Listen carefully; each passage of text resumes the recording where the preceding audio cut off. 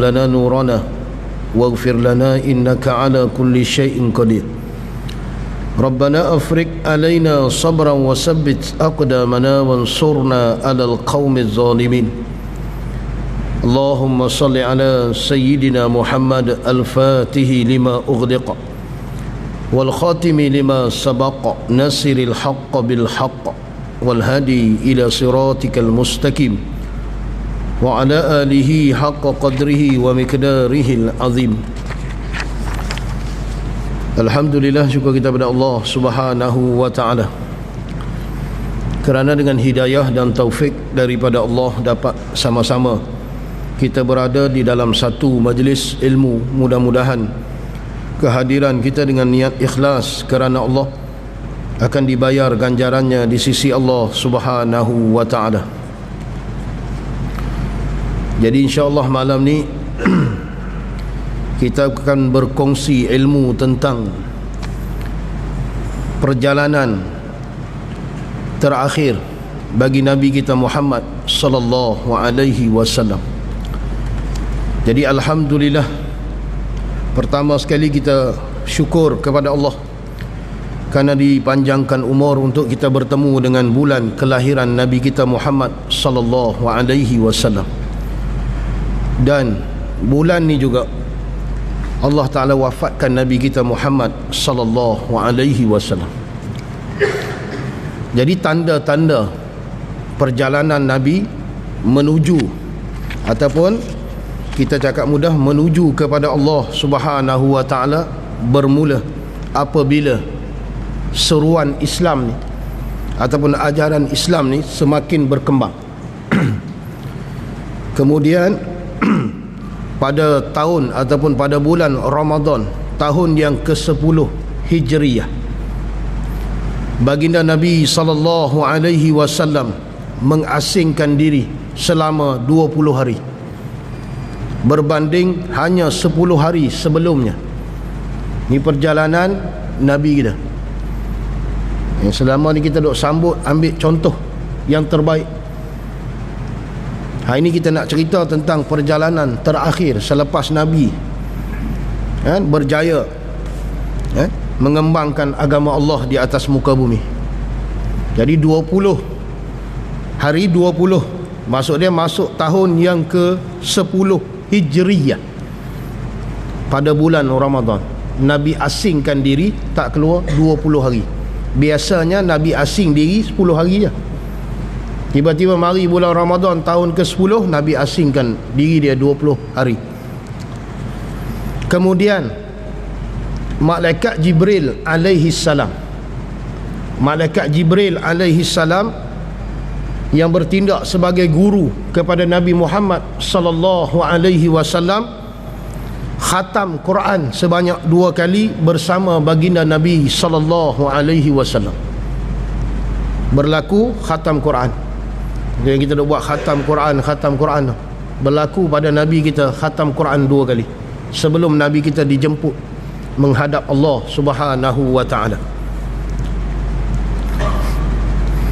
Dan tuan-tuan ingat, dalam haji, dalam ibadah haji yang terakhir bagi Nabi kita Muhammad sallallahu alaihi wasallam, Nabi pernah sebut kalimah ni. Jadi maklum kita semua kalau duk tengok haji terakhir Nabi, antaranya Nabi kata, aku tidak tahu sama ada aku akan berjumpa anda sekalian di tempat ini sekali lagi selepas musim ini. Itu perkataan Nabi yang disebut ketika menyampaikan khutbah haji yang terakhir. Yang hari ini orang buat bubuh dalam frame, letak di setengah masjid, tengah surau, ataupun ada di rumah. Itu perkataan Nabi.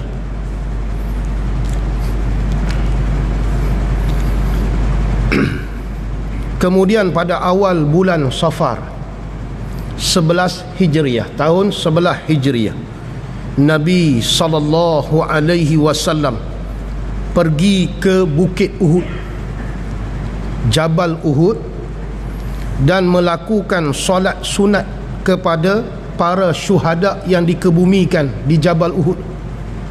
Hari ini kita pergi ziarah Jabal Uhud, dia bawa pergi tengok makam syuhada. Antara yang dikebumikan situ, Nabi kata Sayyidul Syuhada. Siapa dia? Sayyidina Hamzah bin Abdul Muttalib. Di bumi tu. Di situ gambaran Allah Ta'ala tunjuk, seolah-olah Nabi nak beri faham, kata ni perjalanan akhir ni, nak sampai dah. Bermakna ada dah kematian, akan berlaku kematian. Kemudian dia kata pada hari Isnin ni, kita nak cerita ringkas, taklah detail sangat, lagi tak ada masa.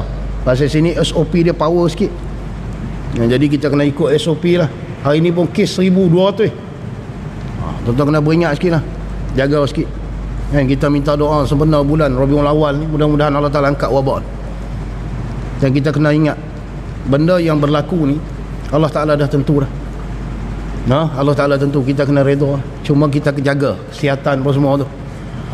Jadi tengok, selepas daripada Nabi pergi ke Jabal Uhud, sembahyang sunat di situ, seolah-olah Nabi nak ucap selamat tinggal kepada syuhada Uhud tu. Dan pada satu hari selepas daripada Nabi pergi ziarah ataupun sembahyang sunat di Jabal Uhud itu, tengah malam tu Nabi SAW pergi ziarah Baqi', perkuburan Baqi'. Yang hari ni kalau kita pergi, itu salah satu tempat yang Nabi pergi ziarah.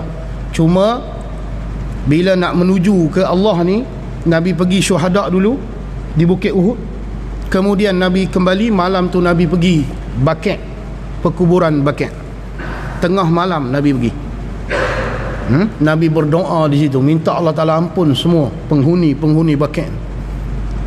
Allah Ta'ala ampun segala dosa, seperti mana ada di dalam hadis Nabi berdoa. Kata Nabi SAW dalam doanya, ni saya nakal daripada kitab Rahiqul Makhtum.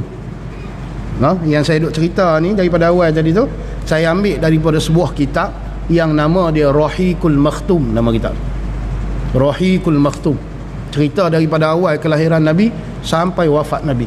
Jadi biasa kita duk dengar tentang kelahiran Nabi, Rabiul Awal. Alhamdulillah kita sambut hari kelahiran Nabi. Dan kita kena ingat, bulan Rabiul Awal ni juga, 12 Rabiul Awal itu hari wafatnya Nabi kita Muhammad sallallahu alaihi wasallam. Kena ingat tu. Gembira, sedih ada bulan Rabiul Awal. Dia kata Nabi, antara doanya Nabi kata apa? Sejahtera bagimu wahai penghuni kubur. Selamatlah wahai penghuni kubur, semoga pagi nanti, Nabi kata, didatangi cahaya fajar yang akan melegakan anda sekalian. Nabi kata, kesengsaraan mengintai mereka bagaikan gumpulan awan gelap malam, yang terkemudian mengikut yang pertama, dan yang akhir itu membawa kejahatan berbanding dengan yang pertama. Kemudian Nabi berkata, kami akan mengikut anda. Itu perkataan Nabi ketika ziarah perkuburan Baqi'. Sebelum Nabi menuju ataupun Nabi mula mendapat sakitan ataupun jangkitan. Sakit tu dia mula timbul bila? Pada hari Isnin 29 Safar. Hari Isnin 29 Safar tahun 11 Hijrah, baginda turut serta menguruskan jenazah di Baqi'. Hari itu Nabi uruskan jenazah juga pada Isnin 29 Safar. Ada berlaku kematian di Baqi', Nabi turut serta. Sekembalinya daripada kubur, baginda Nabi SAW mengalami sakit kepala. Nabi berasa berat kepala, kalau bahasa kita, berasa sakit kepala. Kemudian suhu badan Nabi kita Muhammad SAW meningkat. Suhu dia meningkat tinggi. Bahkan kesan panas badannya boleh dirasa pada kain ikat kepalanya Nabi SAW. Panas dia sampai tahap pegang kain ni rasa panas ketika itu. Namun kemudian baginda Nabi mengimamkan lagi solat berjemaah selama 10 hari Lepas pada sakit, duk berasa sakit kepala tu, Nabi masih lagi jadi imam lebih kurang 10 hari, dan Nabi uzur selepas itu 13 ke 14 hari pada bermula 29 Safar. Kemudian minggu yang terakhir, apabila penyakitnya Nabi SAW bertambah serius, bertambah teruk, baginda bertanya kepada isteri-isterinya, di manakah aku akan menginap esok? Bila sakit ni dah teruk, Nabi tanya isteri-isteri dia, malam esok ni giliran siapa? Aku nak kena duduk rumah siapa? Nabi kata. Lalu mereka menjawab, bermakna malam esok ni ada rumah orang lain. Maksud dia ada rumah yang disebut oleh isteri Nabi. Cuma isteri Nabi ni faham lah, bila Nabi dah sampai peringkat ni, mereka benarkan Nabi nak pergi duduk rumah siapa. Terpulang pada Nabi, mereka redha pasal dah sampai saat masa ni. Kemudian Nabi memilih untuk memasuki bilik Sayyidatina Aisyah radhiyallahu anha. Asal dia bukan giliran Aisyah tu, tapi isteri lain setuju bagi, pasal dah tahu dah Nabi dia akan suka duduk rumah Sayyidatina Aisyah. Kemudian masa tu Nabi boleh berjalan lagi, Nabi berjalan ke bilik. Cuma ketika itu Nabi dipapah oleh seorang yang bernama Fadl ibn Abbas bin Ali bin Abi Talib. Dia dipapah oleh seseorang. Kemudian Nabi SAW menginap di bilik tu. Dia kata menginap di bilik tu pada minggu terakhir hayat Nabi SAW. Kemudian 5 hari sebelum wafat Nabi kita Muhammad SAW, pada hari Rabu, 5 hari sebelum kewafatan baginda Nabi SAW, suhu badan baginda Nabi semakin tinggi, menandakan betapa seriusnya penyakit baginda Nabi SAW. Baginda pitam Nabi SAW pengsan dan menderita sakit, tetapi masih bersemangat, lalu bersabda, siramkanlah air daripada 7 buah kirak. Kirak ni mangkuk air yang diperbuat daripada kulit. Nabi suruh orang siram dia, panas sangat ni, siram daripada 7 buah kirak. Kirak ni makna dia bekas daripada kulit, orang isi air. Jorih Nabi. Diambil daripada beberapa telaga, supaya dapat aku berjumpa orang aku, mana sahabat aku, dan bercakap dengan mereka. Tu hari lagi 5 hari Nabi nak wafat. Nabi suruh siram badan bagi sihat sikit apa kita lah kan, mandi air asam jawa lah apa lah kan, demam panas kan, nak beri sejuk sikit. Nabi suruh siram air tu. Lalu mereka mendudukkan Nabi SAW di dalam baldi bekas yang biasanya digunakan membasuh dan menyiram air ke badannya, sehingga dia menyuruh berhenti. Nabi kata cukup dah, kalau bahasa kita lah cukup. Dia siram Nabi, kan Nabi suruh dia siram. Kemudian baginda Nabi SAW berasa segar untuk ke masjid. Bila dah jeruih tu rasa sejuk sikit, Nabi pun berasa nak pergi masjid. Lalu masuk ke dalam masjid dengan berlilit kepala, lalu duduk di atas mimbar dan membuat ucapan kepada orang ramai yang mengurumi baginda Nabi SAW. Orang duk berkumpul ramai-ramai, Nabi naik atas mimbar. Kemudian baginda bersabda, Allah melaknati ke atas Yahudi dan Nasrani kerana menjadikan makam Nabi mereka tempat solat. Nabi naik atas mimbar, Nabi sebut Allah laknat kaum Yahudi dan Nasara apabila mereka ambil kubur Nabi ni buat tempat ibadah. Sebab tu kita pergi ziarah kubur, dan kita bukan buat ibadah saja tu kan, kita pergi ziarah, baca doa bagi orang kubur ni, buat apa-apa, okey balik. Depa ni buat makam, buat tempat sembah, Nabi sebut. Kemudian baginda menyambung, jangan jadikan makamku sebagai berhala untuk disembah.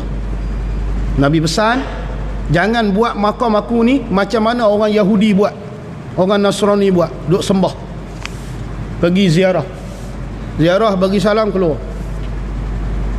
Ni duk minta pelik-pelik, jangan duk buat. Nabi pesan dah tu.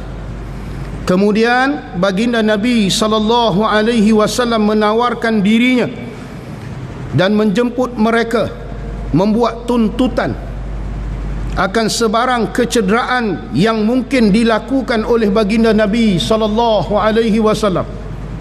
Bila Nabi duduk atas mimbar, Nabi tanya, okey, siapa-siapa yang ada saya buat salah, tampil ke depan, ambil salah balik, ambil kisos balik.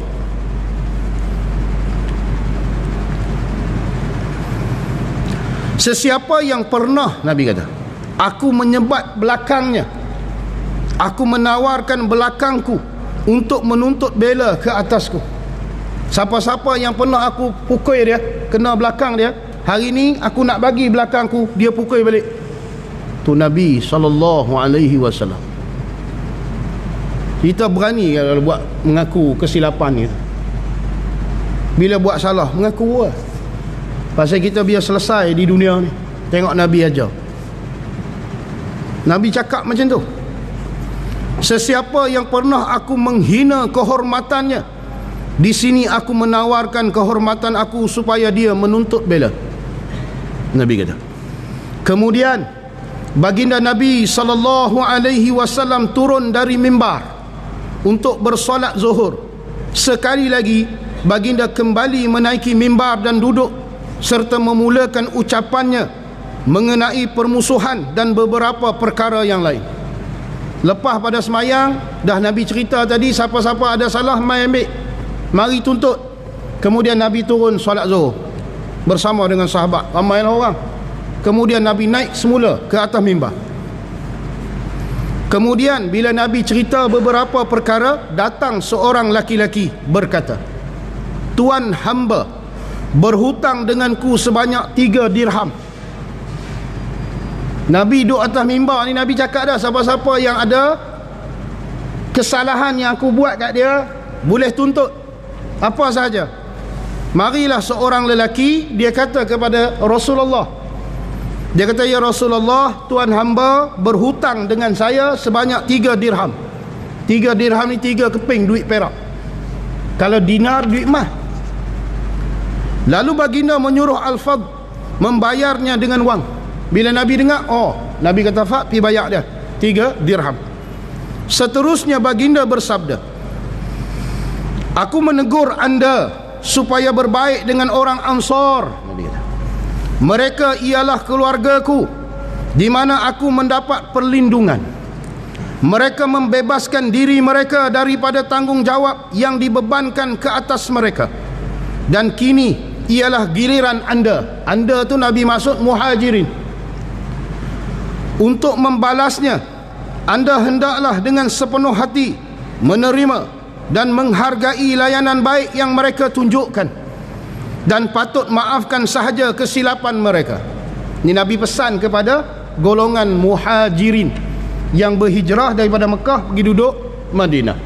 Pasal orang Madinah ni terima sungguh orang Mekah, bagi sampai tahap kita pun tak boleh buat macam tu. Punya baguslah golongan Ansar ni. Kalau kita tengok dalam beberapa riwayat, dia sebut sampai isteri pun mereka bagi. Dia ada 2 isteri, dia kata lah, ni aku ada 2 isteri. Hang tak ada isteri kan? Okey, hang pilih nak hak mana? Hak isteri aku ni hang pilih nak hak mana? Aku bagi hak tu. Bukan dia pergi bagi, pilih nak hak mana dulu, dia bagi. Tu Nabi pesan kepada golongan muhajirin. Kemudian masuk hari yang keempat. Sebelum nak masuk hari yang keempat, Nabi bersabda lagi dalam khutbah tadi. Nabi kata, Allahu Akbar. telah memberi, Allah Maha Besar telah memberi seorang hambanya peluang untuk membuat pilihan di antara keinginan mendapatkan anugerah Allah di dunia dan apa yang dia simpan untuknya semasa di dunia, tetapi dia memilih yang kedua. Nabi cerita kata Allah Ta'ala beri pilihan pada Nabi ni, nak hidup lagi pun boleh, tapi Nabi tak pilih nak hidup lagi. Nabi pilih yang kedua, pilihan yang kedua, nak bertemu Allah, nak ambil ganjaran di sana. Abu Sa'id Al-Khudri berkata, mendengar kata-kata itu, bila Nabi kata aku diberi pilihan oleh Allah sama ada mau hidup ataupun mau mati, kalau bahasa mudah, nak kembali kepada dia kan nak hidup lagi, Allah Ta'ala beri pilihan. Ni orang panggil perkara khususiah tau, untuk Nabi. Khususiah ni kita tak usah duk berangan lah. Ni Nabi, sebab tu dia bukan semua benda hak Nabi buat kita boleh buat. Dia ada kategori. Ada benda yang Nabi buat kita boleh buat, ada benda yang Nabi buat kita tak boleh buat, pasal benda tu tertentu untuk Nabi. Contoh macam ni lah, diberi pilihan nak hidup, nak meneruskan kehidupan di dunia ni ataupun nak kembali. Nabi minta nak kembali. Sebab tu kalau kita tengok dalam hadis Anas bin Malik kan, aku hidup dengan Nabi ni 10 tahun, aku tak pernah dengar Nabi kata aku gitu. Tak pernah dengar. Aku tak pernah dengar Nabi kata aku apa punya budak. Tak pernah. Dan aku tak pernah dengar Nabi kata pasal apa hang tak buat, pasal apa hang buat lagu ni.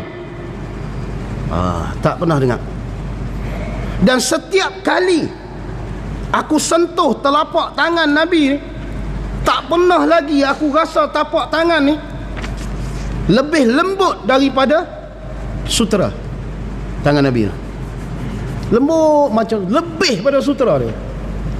Dan tidak pernah aku tercium bau yang lebih wangi daripada kasturi melainkan peluh Nabi sallallahu alaihi wasallam, kata Anas bin Malik. Ni bila Nabi pergi buat pilihan yang kedua, tuan-tuan tahu tak siapa yang mula-mula menangis? Tengok dia kata, Abu Sa'id Al-Khudri ni, dia ada tu masa Nabi kata tu, ramai ni sahabat rapat semua ada ni.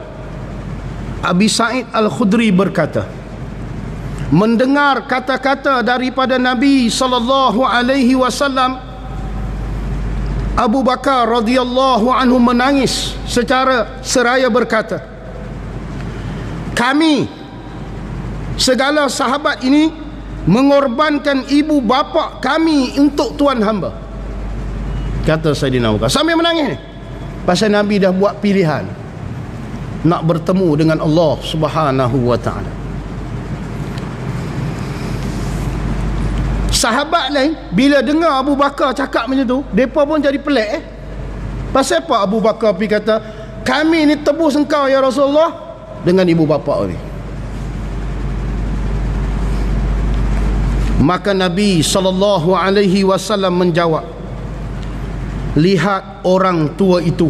Nabi kata, Rasulullah sallallahu alaihi wasallam berkata mengenai seorang hamba Allah yang dianugerahkan hak di antara untung, nasib terbaik dan rahmat Allah di akhirat, tetapi katanya kami sedar apa yang dimaksudkan oleh Sayyidina Abu Bakar.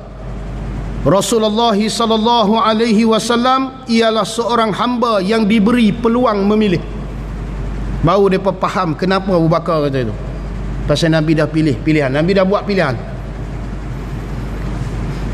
Kemudian Nabi sallallahu alaihi wasallam bersabda, Abu Bakar ialah satu-satunya teman yang aku rasa paling selamat apabila bersamanya. Nabi kata kepada Sayyidina Abu Bakar 5 hari sebelum wafat Nabi kita Muhammad sallallahu alaihi wasallam. Nabi puji Sayyidina Abu Bakar. Sebab tu tengok, tak ada siapa yang lebih afdal di kalangan sahabat melainkan Sayyidina Abu Bakar dulu.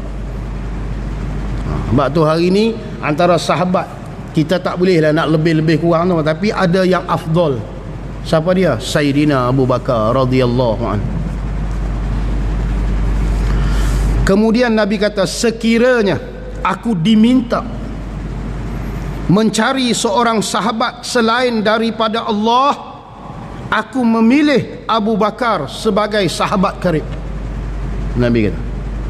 Sebab tu Abu Bakar ni, siapa-siapa yang kasih kepada Abu Bakar, tapi taklah melebihi kasihnya Nabi, taklah melebihi kasihnya Allah. Selepas Allah, selepas Rasul kasih kepada Abu Bakar ni, ada kelebihan. Itu kita tengok dalam beberapa hadis tentang kelebihan Sayyidina Abu Bakar. Saya pernah baca satu hadis. Sayyidina Abu Bakar ni ialah sahabat Nabi, kita dah sebut dulu, akan masuk syurga tanpa azab dan hisab. Pertama daripada umat Nabi melangkah masuk syurga, tak kena banci amalan langsung, tak melihat langsung azab, Sayyidina Abu Bakar radhiyallahu anhu. Masa dia pergi dekat syurga tu, dia nak masuk, malaikat kata silakan wahai Abu Bakar. Dia kata saya tak mau masuk, saya tak mau masuk lagi. Saya nak masuk bersama dengan orang yang kasih kepada saya. Bermakna tu kelebihan kasih kepada sahabat Nabi Sayyidina Abu Bakar. Mudah-mudahan tu amalan lah. Selain daripada kita kasih kepada Allah, tunai kewajipan kepada Allah dan Rasul, tambah dengan amalan ni, kasih. Bila sebut Sayyidina Abu Bakar, timbul rasa, beri rasa. Pasal Nabi sebut tu,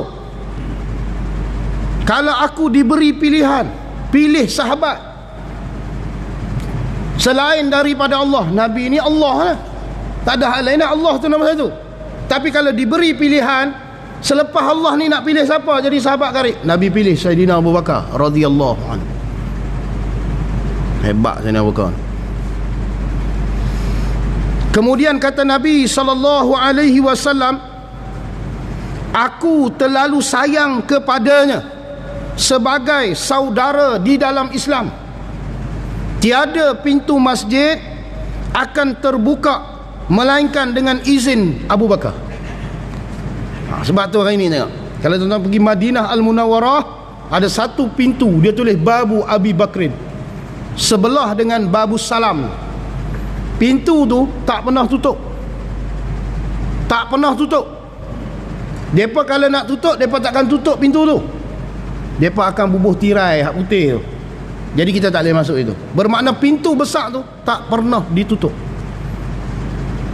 Pintu Sayyidina Abu Bakar, tu pintu dia tu. Kemudian masuk hari yang keempat sebelum wafat Nabi SAW, iaitu pada hari Khamis.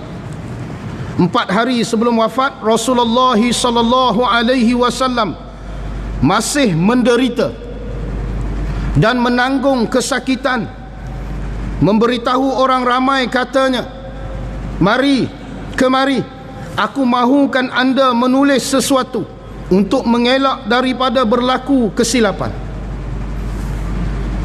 Mendengar arahan itu, Umar bin Al-Khattab radhiyallahu anhu berkata, Rasulullah SAW sedang menderita sakit tenat, sedangkan Al-Quran ada bersama Tuan hamba. Kitab Allah itu sudah cukup segala-galanya, tetapi orang lain mahu ia dituliskan. Apabila mendengar mereka berbahas mengenai suruhannya, lalu baginda SAW menyuruh mereka meninggalkannya seorang diri. Bila tengok Nabi nak tulis, minta nak tulis buat wasiat, kata Sayyidina Umar, Nabi kan sakit, jadi dia tak mau bagi Nabi ni buat benda, berehat je. Itu maksud Sayyidina Umar. Jadi Nabi tak mau benda ni duk bunyi, duk kawan ni kata, kenapa tak mau, jadi bunyilah. Nabi kata tak apa, keluar, tinggalkan saya seorang.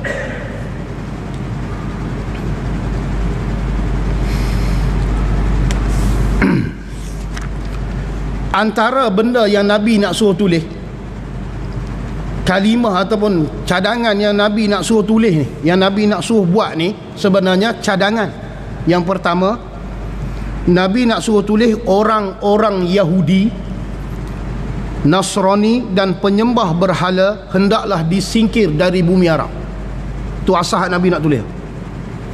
Tak ada di bumi Arab. Para perwakilan hendaklah dilayan dengan baik dan dimuliakan. Kalau ada wakil mari daripada mana, layan bagi bagus. Nabi nak suruh tulis tu. Dua benda. Dan benda yang ketiga, untuk pesanan yang ketiga, dia kata kemungkinan Nabi ini nak berpesan, berpegang teguhlah kepada Al-Quran dan Sunnah. Atau mungkin juga berpesan supaya misi ketenteraan Usama seorang panglima perang tu diteruskan.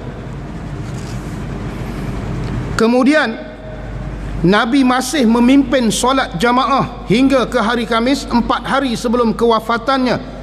Pada satu hari, baginda sallallahu alaihi wasallam mengimamkan solat maghrib dan membaca ayat Quran yang berbunyi wal mursalati urqa. Artinya, demi makhluk-makhluk yang dihantarkan berturut-turut menjalankan tugasnya. Selepas itu, selepas jadi imam selesai, sakit Nabi bertambah. Baginda Nabi SAW tidak berdaya melawan kesakitan, apalagi untuk bergerak ke masjid. Sebelum ni sakit tapi boleh duduk pergi masjid lagi. Bila mari hak ni, lepas pada hari Khamis ni, tak boleh pergi dah. Kemudian Aisyah berkata, ya Rasulullah, sudahkah mereka Aisyah berkata, satu hari masa Nabi tak boleh keluar daripada rumah dah ni, tak larat dah, Nabi bertanya kepada Sayyidatina Aisyah radhiyallahu anha. Nabi kata, sudahkah mereka itu sahabat aku telah bersolat? Kata Sayyidatina Aisyah jawab bagi soalan Nabi, dia kata belum. Mereka menunggu engkau ya Rasulullah, Aisyah kata. Lalu baginda Nabi SAW menyuruh Aisyah radhiyallahu anha memasukkan air ke dalam timba basuhan dan mengikut arahannya. Kemudian baginda membasahkan dirinya dan cuba berdiri, tetapi jatuh pengsan. Nabi nak bagi sejuk macam itulah, juru hayat diri, tiba-tiba pengsan Nabi SAW. Setelah sedar daripada pengsan, baginda bertanya, sama ada orang ramai sudah bersolat? Tengok Nabi, dia tanya lagi, daripada semayang belum? Kemudian baginda Nabi SAW mengulangi arahan yang sama pada kali yang kedua dan masih tidak berdaya. Nabi nak pi tu, pasal sahabat duk tunggu nak semayang, tak mau nak semayang dengan Nabi. Tuan boleh bayang perasaan masa tu macam mana. Nabi nak keluar juga. Sampai tahap tu lah, kita ni baru bisui sikit tak main dah. Tengok Nabi tu, Allahu Akbar. Kemudian baginda Nabi menyuruh Aisyah, Sayyidatina Aisyah, buat perkara yang sama sekali lagi. Jerui hayat. Nabi bangkit, jatuh pengsan lagi. Nabi SAW apabila sedar baginda menyuruh Abu Bakar menjadi imam dan sahabatnya memenuhi permintaan baginda Nabi SAW pada hari itu. Bila Nabi dah try, cuba 3 kali, pengsan, bangkit pengsan. Jerui hayat tu sejuk dah, berdiri saja jatuh pengsan terus. Kemudian Nabi minta Saidina Abu Bakar pi jadi imam. Di sini kata ulama, itu Nabi dah tunjuk dah siapa nak ganti dia. Di sini orang dah faham dah bermakna Abu Bakar ni. Tu yang berlaku pelantikan Saidina Abu Bakar tu jadi khalifah Rasulullah sallallahu alaihi wasallam. 3-4 kali Sayyidatina Aisyah meminta baginda Nabi sallallahu alaihi wasallam mengecualikan Abu Bakar daripada menjadi imam. Tujuan dia supaya makmum ni tak kecewa. Kenapa Abu Bakar ni tak bagus je? Bukan sebab tak bagus, sebab Abu Bakar ni hati dia nipis. Sekali lagi dia baca Quran, sekali lagi dia teriak terus. Jadi makmum lagi Sayyidatina Aisyah minta Nabi, tak payahlah suruh ayah saya ni lembut. Sekali dia ni tengah-tengah semayang, sekali lagi dia duduk teringat lagi, dia baca surah ni dia tak boleh pi, dia teriak. Aisyah ni niat dia tu, dia kata kat Nabi. Kemudian Nabi kata, kamu wahai perempuan, sebagai seorang perempuan menggoda Yusuf untuk melakukan kemungkaran. Nabi kata lagu tu. Nabi tegur Sayyidatina Aisyah. Dia kata orang perempuan kan, bahaya lah kalau bahasa itu. Orang perempuan inilah yang menggoda Yusuf ni. Nabi kan suruh panggil ayah hang tu Abu Bakar pergi jadi imam. Aisyah kata, tak payahlah ya Rasulullah, ayah saya ni lembut, sekali dia teriak lagi susah makmum tak boleh nak mayang, tak boleh nak tumpu. Pasal dia pun tak boleh nak mayang pasal hati dia tu nipis. Tu Nabi sebut kan, sampaikan saja permintaanku kepada Sayyidina Abu Bakar, suruh dia jadi imam. Nabi suruh juga tu 4 hari sebelum wafat Nabi kita Muhammad sallallahu alaihi wasallam. Kemudian 2 hari sebelum wafat Nabi kita Muhammad sallallahu alaihi wasallam, pada hari Sabtu atau Ahad, Nabi sallallahu alaihi wasallam berasa segar kembali. Tu biasa kita tengok kan, orang bila ni dia sihat balik, jaga tu. Nabi ni sihat balik, lagi 2 hari nak wafat, jadi sihat balik dan boleh mengerjakan solat, lantas bangun bersandar kepada 2 orang jamaah untuk solat zuhur. Melihat baginda sihat, Sayyidina Abu Bakar radhiyallahu anhu hendak memulakan solat, menarik diri, tak mau jadi tok imam pasal tengok Nabi keluar lah. Nabi sihat dah, seronoklah sahabat ni pasal Nabi dah kembali sihat. Suasana tu, Abu Bakar pun tengok Nabi, dia pun nak undur belakang lah bagi Nabi jadi imam. Tetapi Nabi buat isyarat suruh jadi imam. Ni suruh jadi imam sambil berkata, dudukkan aku di sisinya, kata Nabi. Beri Sayyidina Abu Bakar jadi imam, pergi letak aku tepi dia. Sementara Abu Bakar mengikutnya, tetapi meninggikan suara setiap kali Nabi SAW menyebut Allahu Akbar. Jadi Nabi jadi imam, Abu Bakar ni orang panggil macam jadi mubaligh.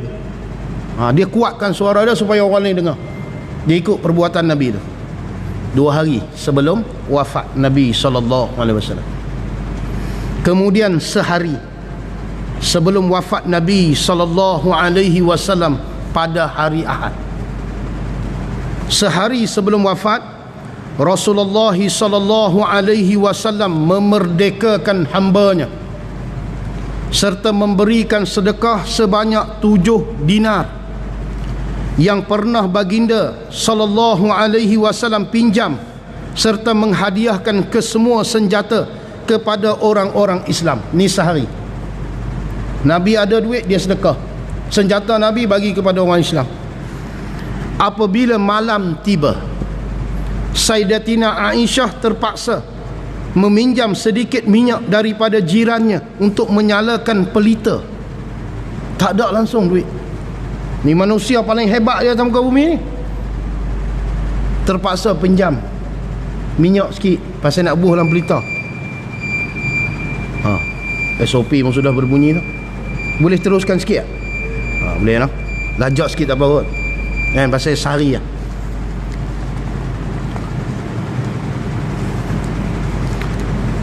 Dia kata, malah baju besinya baginda Nabi SAW juga digadai sebagai satu jaminan dengan seorang Yahudi sebanyak 30 sukatan berat bali. Kalau kata bali ni berat dia sukatan, jenis 30 sah.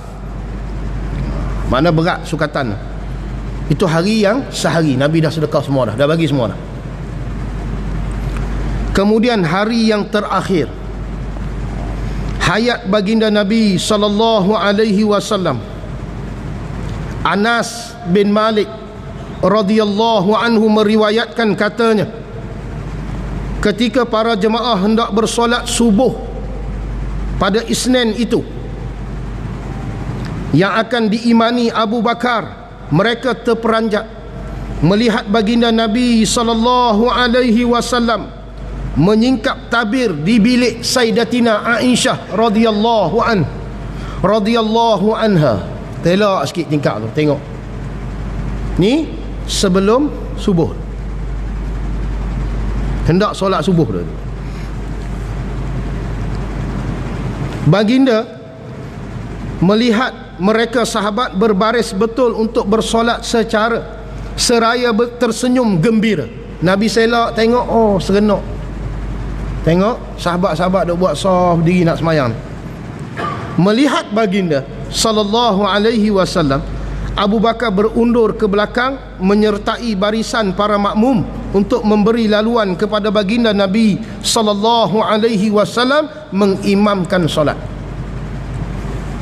Kerana memikirkan baginda Nabi sallallahu alaihi wasallam menyertai mereka.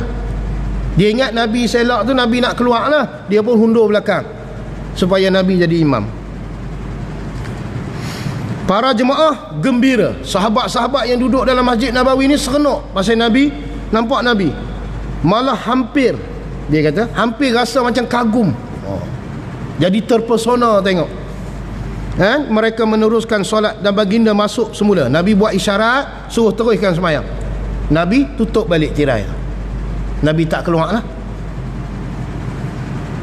Kemudian Rasulullah sallallahu alaihi wasallam tidak bangun lagi untuk waktu solat selepas itu.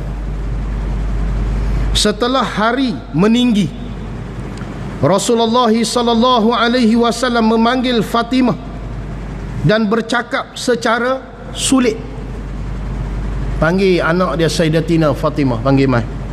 Kemudian Nabi cakap dengan cara sulit, makna dia tak dengar, dia dengan Fatimah, yang menyebabkan Sayyidatina Fatimah menangis. Nabi panggil, Nabi bisik, Nabi cerita, teriak Sayyidatina Fatimah radhiyallahu anha. Dan bila anak dia menangis, Nabi cakap lagi cara sulit lagi, dia kata. Kemudian berbisik pula sesuatu yang lain, menyebabkan anaknya Sayyidatina Fatimah ketawa. Nabi cakap, mula-mula teriak Sayyidatina Fatimah, kemudian Nabi cakap lagi, gelak dia. Aisyah radhiyallahu anha bertanya kepada Sayyidatina Fatimah selepas baginda Nabi sallallahu alaihi wasallam wafat tentang tangisan dan tawa tu. Aisyah tanya, yang pertama, ayahku memberitahu bahawa ayah tidak akan sembuh dari sakit, lalu aku menangis. Itu yang aku teriak. Dia tanya, apa yang Rasulullah bisik tu, cakap tu? Fatimah kata, perkataan pertama yang aku dengar aku menangis tu bila Nabi kata, ayah tak sembuh dah lepas ni, ayah tak akan sembuh dah daripada sakit ni. Menangis Sayyidatina Fatimah. Itu perkataan dia. Yang kedua, Rasulullah sallallahu alaihi wasallam memberitahu bahawa sayalah orang pertama di dalam keluarga yang akan menyertai baginda Nabi sallallahu alaihi wasallam. Nabi bisik ke Fatimah, Fatimah, bila hang mati esok, hanglah orang pertama akan jumpa aku daripada keluarga aku. Tu dia gelak, dia sekenok. Maka saya tertawa mendengarnya. Ni bermakna Nabi cerita dah berita gembira kepada Sayyidatina Fatimah. Dan ada riwayat lain kata, antara benda yang membuatkan Fatimah ketawa ni, ada setengah riwayat kata tak, Nabi kata kat dia, Fatimah, hanglah akan menjadi ketua bagi seluruh wanita yang ada di dunia. Dia seronok. Kemudian Fatimah ni, Sayyidatina Fatimah ni menyaksikan betapa sakit yang melanda baginda Nabi sallallahu alaihi wasallam, lalu berkata, ya Rasulullah, bagaimana kesakitan yang engkau alami? Ujar Rasulullah sallallahu alaihi wasallam, tidak sakit lagi apabila hari ini berakhir. Lepas ni tak sakit dah, Nabi kata. Tuan-tuan faham ayat? Lepas ni tak sakit dah, bermakna Nabi dah sampai masa dekat dah. Kemudian apabila kematian mula menusuk, Sayyidatina Aisyah radhiyallahu anha menyandarkan baginda Nabi sallallahu alaihi wasallam ke dadanya.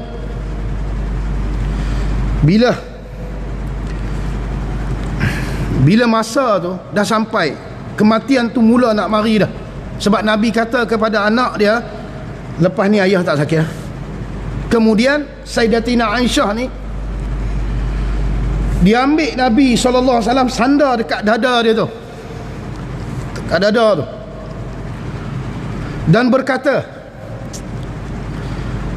salah satu limpahan rahmat Allah ke atasku ialah kewafatan baginda Nabi SAW di rumahku ketika aku masih hidup. Kata Aisyah, aku boleh ambil dada, letak di dada ni, dan Nabi meninggal di rumah aku. Ini antara rahmat Allah Ta'ala beri aku, kata Sayyidatina Aisyah radhiyallahu anha. Saya bila cerita ni, saya teringat Pak Tih. Pak Tih ni masa nak meninggal tu, duduk atas paha Mak Tih ni. Dia kata, oh sakit dada lah, berasa ketat sikit lah. Mengucap Pak Tih, la ilaha illallah Muhammad. Hilang tu. Tu masa tu dia berlaku kepada Nabi. Tengok letak ni, Aisyah letak dia dada. Kata Aisyah, antara benda yang menjadi rahmat bagi aku, Allah Ta'ala beri kelebihan ni dekat aku, tak dapat orang lain. Apa dia? Baginda Nabi SAW meninggal dalam pelukan aku, kata Sayyidatina Aisyah radhiyallahu anha. Di antara dada dan leher ketika bersandar kepadaku, Allah mencampurkan ludahnya denganku ketika kewafatannya. Sementara Abdul Rahman, anak lelaki Abu Bakar radhiyallahu anhu, datang membawa siwak, yakni kayu bersugi itu. Cuma dia kata siwak ni akar tumbuhan padang pasir yang digunakan oleh Nabi SAW menyugi. Dalam tangannya ketika Rasulullah SAW bersandar kepadaku, aku nampak baginda memandang kepada siwak yang dibawa oleh Abdul Rahman, anak Saidina Abu Bakar. Abang ni, dia tengok. Lalu aku bertanya kepadanya, kerana aku tahu baginda mahukan akar itu, maukah aku ambilnya untuk engkau ya Rasulullah? Masa Nabi duduk sandar ni, dia tengok Abdul Rahman masuk bawa kayu siwak tu. Jadi Nabi duduk tengok kayu tu. Jadi bila Aisyah ni tengok Nabi, dia tahulah mesti Nabi suka ni. Dia pun tanya ke Nabi, mau tak aku ambil kayu sugi yang ada pada Abdul Rahman tu? Engkau mau tak ya Rasulullah? Baginda tak cakap dah, angguk. Nabi angguk, tanda macam setuju. Tu kalau kita tengok dalam bab kelebihan siwak kan, memudahkan keluar roh. Ni tengok zaman Nabi sebelum Nabi wafat.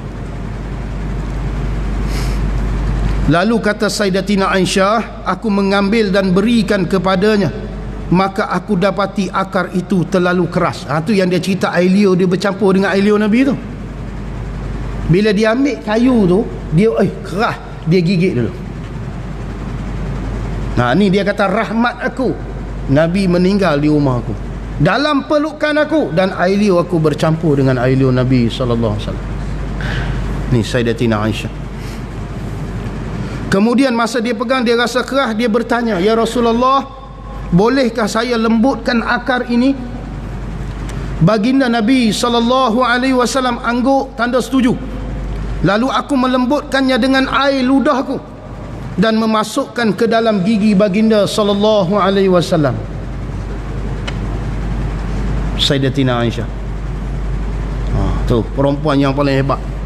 Dia dapat kelebihan ni.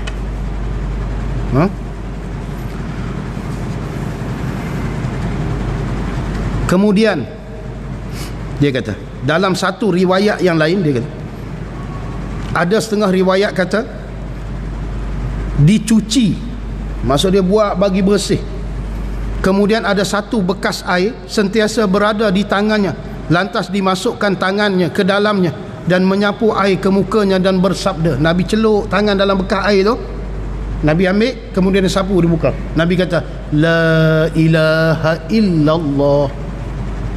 Nabi kata. Kemudian Nabi sebut, kematian adalah sesuatu yang penuh dengan penderitaan.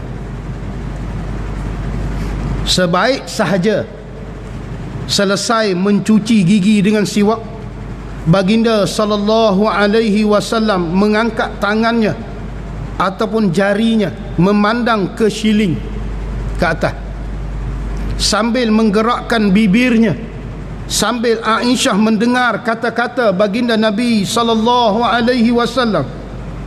Nabi kata apa? Ya Allah,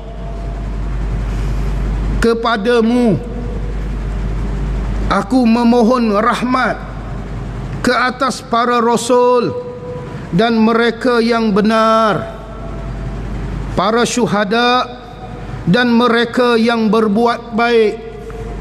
Ya Allah, ampunilah aku dan kesihanilah aku dan masukkanlah aku ke dalam kumpulan para solihin.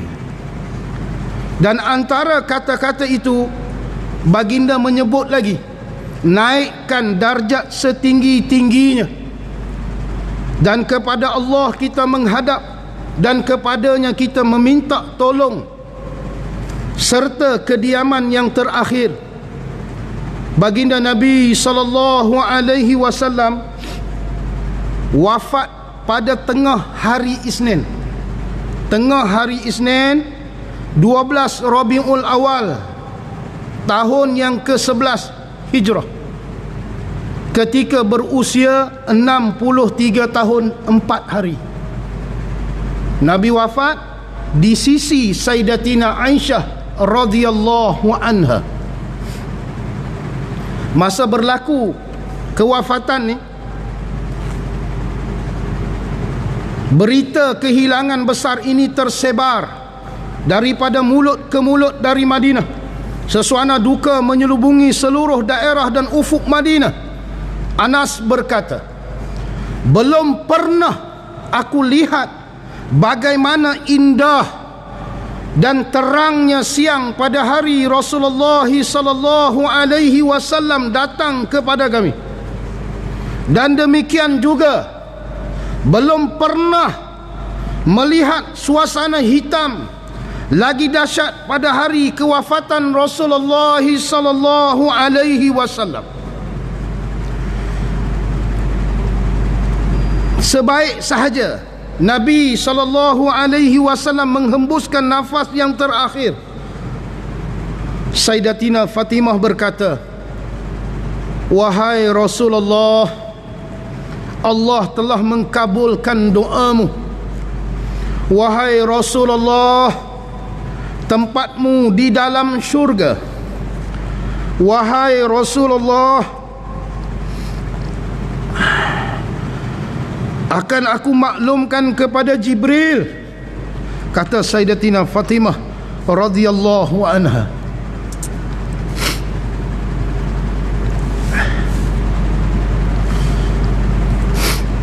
Jadi untuk kesimpulan kisah wafat Nabi sallallahu alaihi wasallam, kita sebagai umat Nabi sallallahu alaihi wasallam, bila buat sesuatu, fikir jangan buat sesuatu yang mengecewakan Nabi sallallahu alaihi wasallam.